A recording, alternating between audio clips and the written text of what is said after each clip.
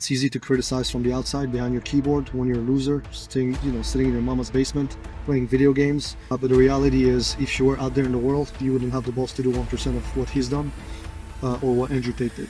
A lot of people, their lives are not on social media. They have private lives, and everybody does bad things.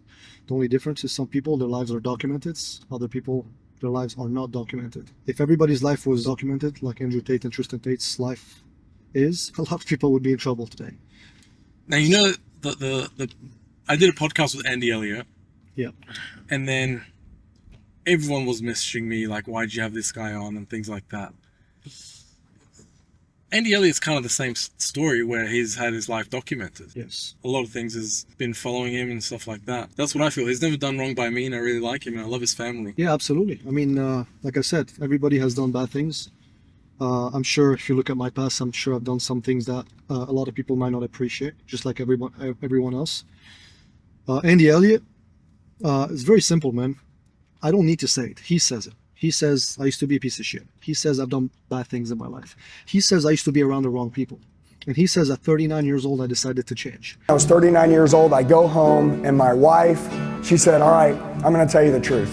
The kids want to look up to you as their hero, and you're not here. She goes, we've learned to live without you.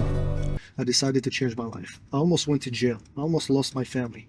I almost never saw my kids again. So I woke up and I decided to quit my job, to leave the circle I was in, and to totally recreate. And he went on a journey of self-development for 2-3 years, and he built a 9-figure business, and he changed. And his message is very positive. He helps a lot of people. And yeah, I have a lot of respect for him. He's one of my mentors.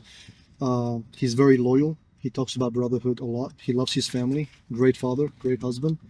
And like I said, hate him, love him. It's easy to criticize from the outside behind your keyboard when you're a loser, sitting in your mama's basement, playing video games. But the reality is, if you were out there in the world, you wouldn't have the balls to do 1% of what he's done or what Andrew Tate did. So yeah, it's easy to criticize.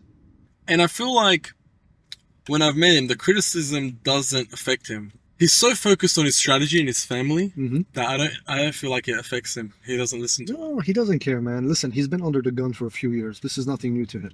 And everybody and anybody that I know that has been, winning, they don't focus on this stuff, man. It's a bunch of keyboard warriors. We always say losers live in the comment sections. Winners live in the DMs. We get a bunch of DMs, thousands a day. You changed my life. You changed my life. You changed my life. Do you think we're gonna care about these clowns commenting on a post that have no profile, that don't even show their face on social media because they're cowards, because they're fat, because they're overweight, because nobody cares about them, because all they do is jerk off all day and have no life? Come on, man. We don't give a shit about that. We always say this: winners focus on winning, and losers focus on winner. We're gonna keep focusing on winning. Let them focus on us. Totally cool.